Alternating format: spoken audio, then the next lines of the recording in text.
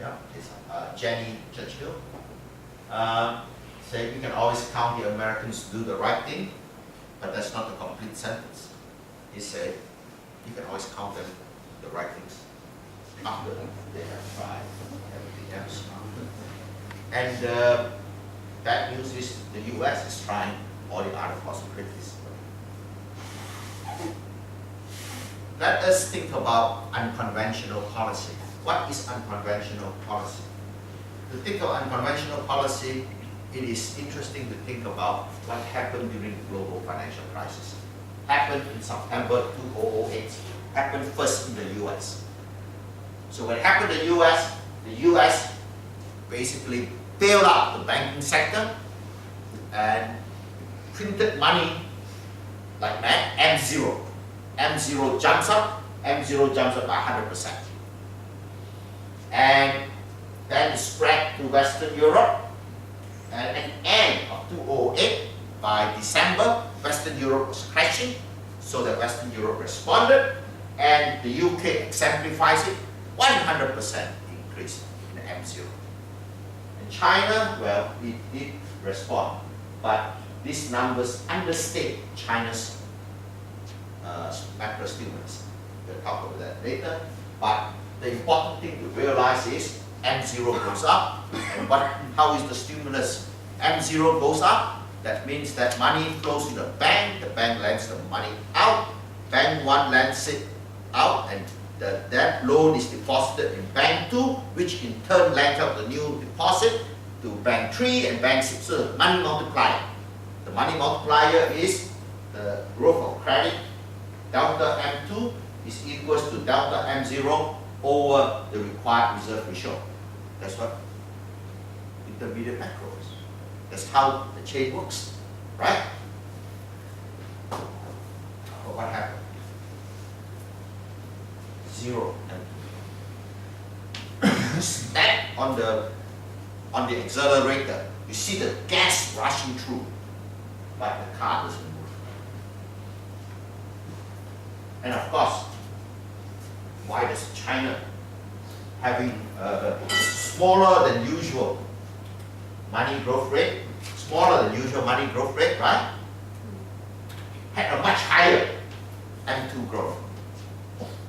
Well, that is largely because China is not yet a market economy. Largely because the Chinese control the money supply with direct credit quotas on the banks. So even though M0 come in, but I tell you, don't you dare to let it out. They can let it out because these people are not profit maximizing, they are career maximizing. Who should maximize Chen? Maximize Chen too. That's what the managers are to do. So why is there 0 in US and UK? It is 0 because our textbooks on the intermediate level has not caught up with how the world actually works. How has our textbook not caught up? Look, think of a typical commercial bank. We all know what the required reserve ratio is. That is actually one more ratio they all have to observe, the capital adequacy ratio. Which means that the maximum amount of loans that they can make is, in this case, 10 times that of their bank capital. I use 10 because it makes the numbers easy. The number over the Basel requirement for capital rate CAR, that's what Basel takes you for a ride, is 8. Because 8 is a harder number to multiply, I say 10, make it easy. In this case, you could see 100 came in, you put 10 here, you put 90 here. Because you have 13, you put it here and then you put some here. But you look at this bank, you know that the bank is not lending out as much as it could. The bank should be allowed to lend out to 130 because its capital is 13. So capital adequacy ratio of 10 is 30. But it cannot lend to 130 because its deposits is constrained. The deposit is pulling it back. So what will the bank do? The bank will go out and borrow money. Borrow money means add new deposits. When open market operations, if an open market operation happens, the money comes in here, the bank will lend it out, and that in turn goes to another bank, then goes to another bank, to another bank, boom, it blows up, right? That's how the credit multiplier, money multiplier works. But what was the great global financial crisis? It was an explosion of subprime mortgages, right? Subprime mortgages. And it means that the bank were holding bonds that were backed up by mortgage payments, and the mortgage payments fail to appear, so the securities are worthless. Let's think of $10 million worth of subprime mortgages went bust. So the bank, therefore, has to write down its loans to 90. It used to be 100, it lost 10. But then it also has to write down the loss in the bank capital. So it's 3. So what is happening here? The bank is in violation of the capital adequacy ratio. The bank is in violation of given capital. So what can the bank do? The bank has 3 choices, 2 choices. The obvious one is you reduce this to 30. You call back the loans. That's how you would do. That's exactly what happened in Japan when the bubble economy happened. The capital fell, so they call back the loans to observe the capital adequacy ratio. Another way would be they go raise capital. All they got to do is raise capital of 6. If you raise capital of 6, they can maintain that. But the banks would not do that. Why? The existing owner holds 3. If he raises 6, he becomes a minority shareholder. He has lost control of his bank. So his choice is lose control of his bank or call back the loans. Call back the loans. But the important thing to note is that in this kind of situation, while you're calling back the loans, open market operation take place. That means that deposits go up. Regardless of how much deposits go up, as long as you're constrained by this shouldn't exceed 30. So you'll never lend money. This is what makes a financial crisis different from many other crises. Basically, open market operations fail to translate into flow of credit because the people who are in the business of making the loans will not make the loans. And many times, even though it looks like, let's say, what if they don't recognize the loans? They pretend that they didn't make a loss. They know they have a loss, but they pretend not to make the loss. And the authorities pretend not to see the loss. Hey, that was how the Canadian banks survived the Great Depression. The bank examiners pretended not to see the bad loans on the Canadian balance sheets and the banks refusing. Because you know what happened? That means that you know you are vulnerable to being audited anytime and hence be exposed as not meeting capital adequacy ratio. So what happens is, even though on the books it looks like you are good, when deposits come in, you still won't lend out money. This is what the Eurozone banks have been. They all have loans which they know would go back on closer scrutiny. So even though what was his name before Draghi? Before Draghi was the French. What's the Frenchman's name? Trichet, that's right. So whatever Trichet did, it didn't translate into models in the Eurozone. So what's the lesson? The lesson is the emergency medicine of quantitative easing will not work when banks are constrained by the capital adequacy ratio. What is needed is recapitalization. Basically, the central bank comes in and force the banks to acquire more capital. The government puts in the additional capital, take over the bank, fire all the existing managers, prosecute the ones that have shown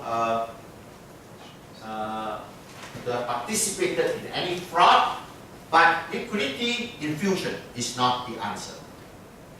So let us now come back. So this is the background of what happened and the mechanisms that caused the system to behave the way it is. But let us look at what official thinking is.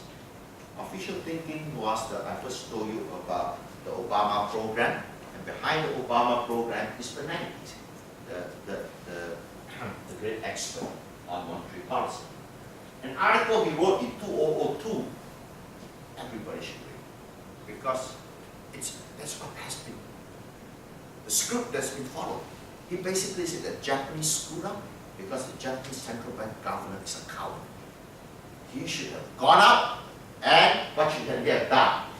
He should first buy up as much government papers as he can, and if government papers don't do it, buy private bonds. If private bonds don't do it, buy private equities. If buying private equities don't do it, put the damn money in the helicopter and drop it down over the cities. Well, that's when he got his nickname, Helicopter Bank. But if you look at what he's been doing, they bought up government bonds, long-term, short-term, now buying mortgage-backed securities, right now. The only thing is he hasn't done is, when you think about it, almost the Reserve Bank of Australia is forbidden by law to buy private bonds and forbidden to buy private equities. Why? The reason is because if you allow them to buy private equities, what does it equal to? They print money with the prince picture on it, and he gets ownership of the firm. That is confiscation of private property.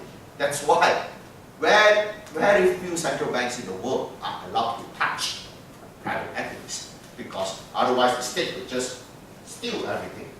So what is really abnormal is not just the scaling up of operations, but there's a qualitative change. This is what I call qualitative easing. Like specifically, if you look at this is what this is government papers, this is mortgage-backed securities, and this is the main instrument to do QE3 and QE4. Loose monetary policy is loose mortgage policy.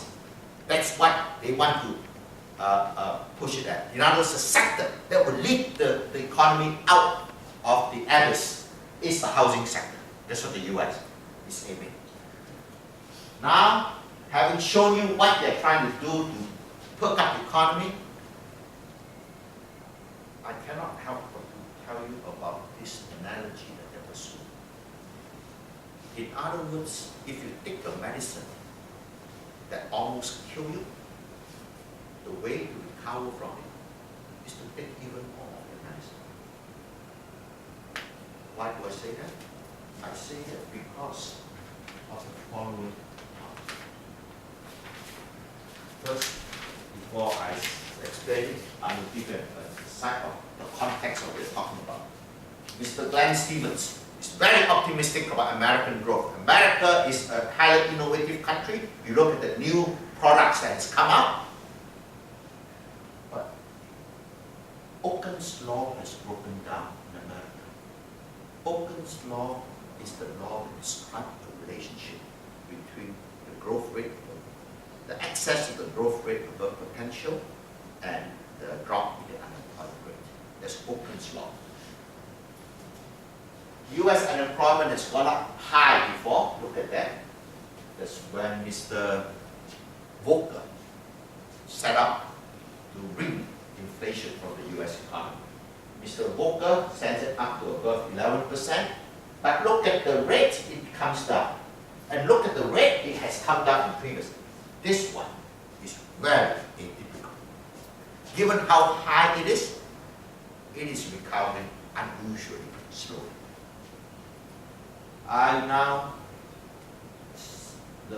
What I'll convince you is all these explanations about why the global financial crisis happened in the US, most of them they all are correct, and together it sums the whole story, but it does not explain why recovery is so slow. In other words, we can explain why the bust happened, but we cannot explain why it's so low in most theories. Because when you look at the US, one thing for sure, for those of us who are over 40, who learned intermediate macro back in the 60s and 70s, what is Milton Friedman's formula for managing the economy? Optimal growth rate of money. He said it will be excellent if interest rate is negative because it increases utility, but negative interest rate means deflation. That's very dangerous. So what was his recipe for managing the economy in a monetary history? The recipe in Milton Friedman's management is, in order to have zero inflation, MV equals PY. In order to have P not be moving, M should be moving equals to the rate that Y is moving minus the rate that velocity is moving. And velocity is maybe 1-2 points, either way, up or down. But so money growth rate should never exceed the growth rate of the economy by 1 or 2 percentage points. That's all of Milton Friedman is that to make it even shorter. For those of you who want to write on the back of a fortune cookie, it is that money growth rate should not exceed the real growth rate of the economy. That is simple.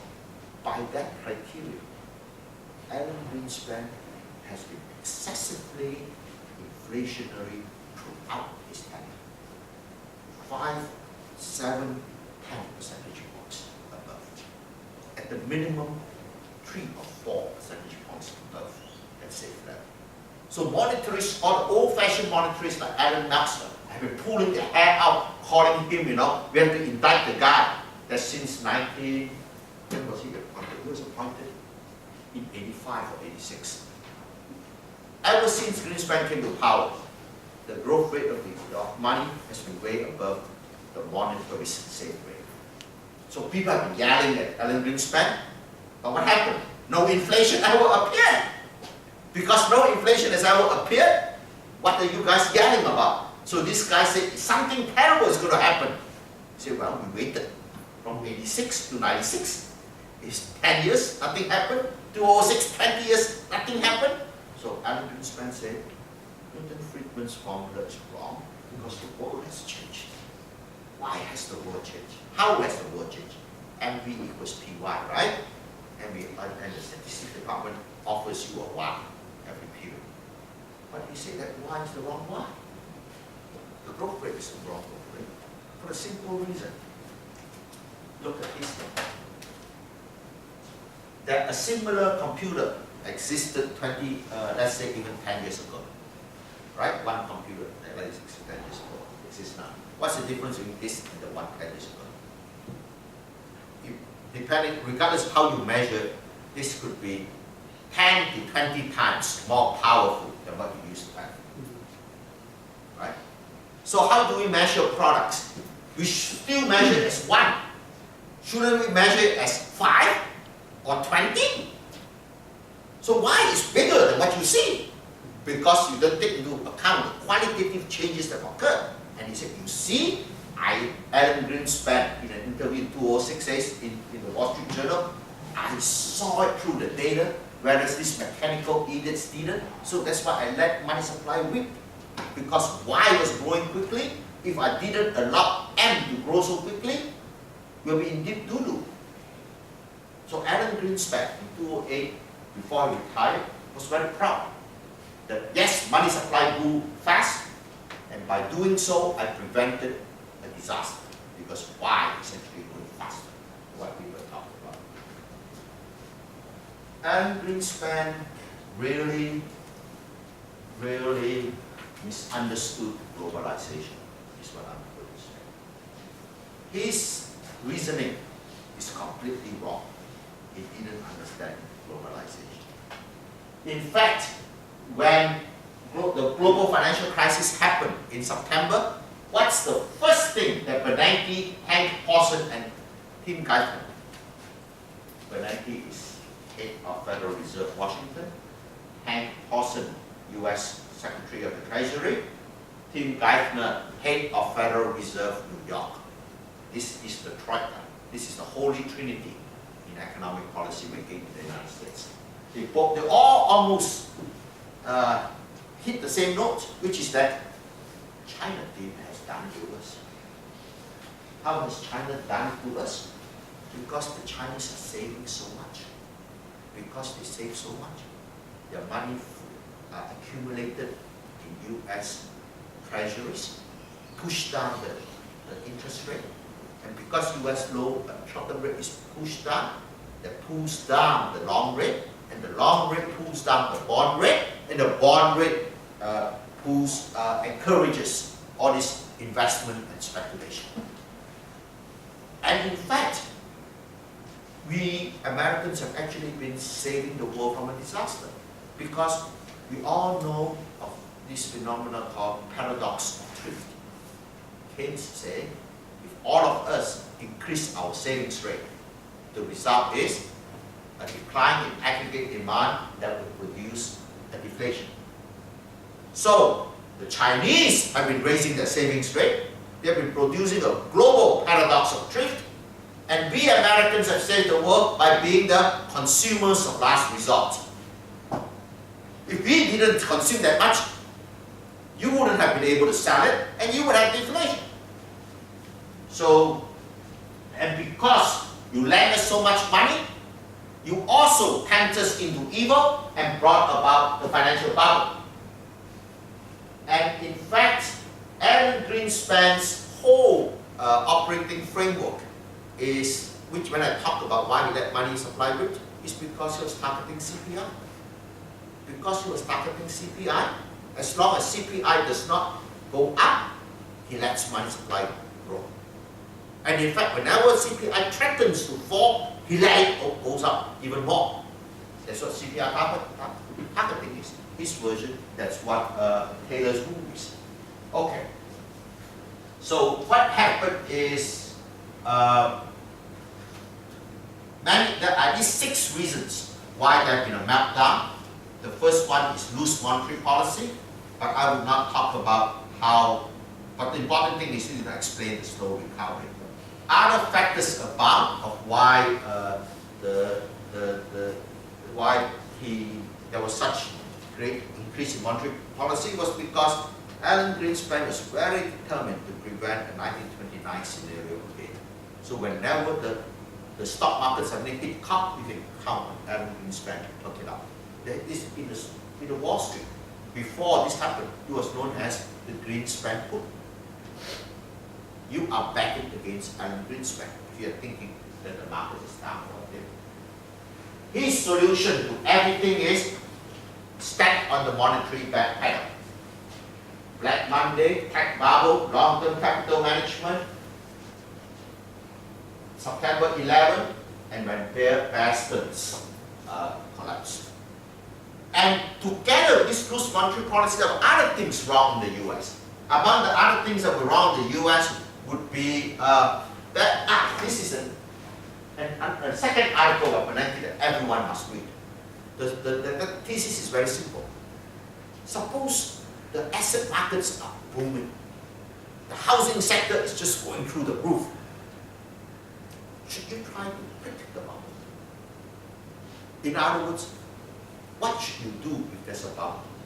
The Bernanke answer is forget about the bubble, just look at CPI.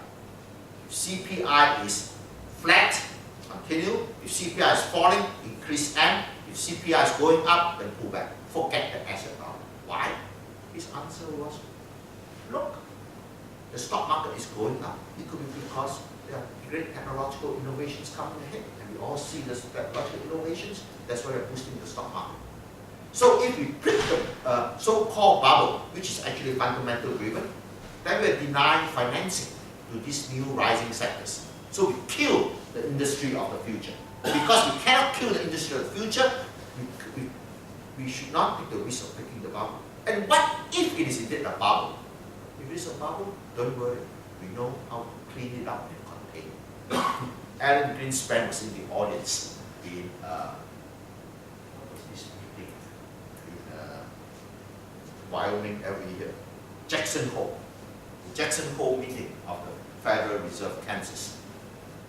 Alan Greenspan was in the audience when Ben Bernanke said, even if it's a bubble and it burst, the Fed can contain it and prevent it from going out of control. Alan Greenspan said, that's right, my boy. And next year, Bernanke joined the Federal Board of Reserve as a governor. So don't worry, you know what to do.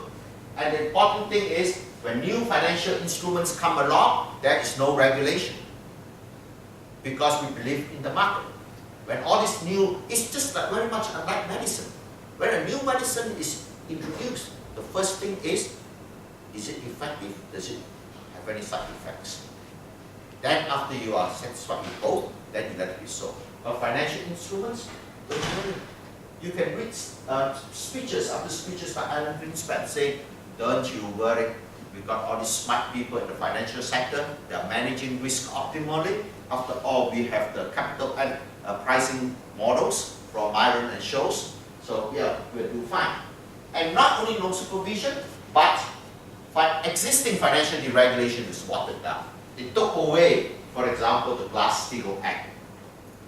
Mr. Bob Rubin did it right before he came down to the US Treasury, and that allowed trade travelers to merge with Citigroup to become a big financial holding company.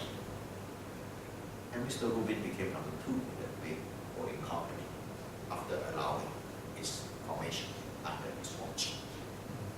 So, of course, then the rating agencies were very optimistic because they were paid by the people whom they rate.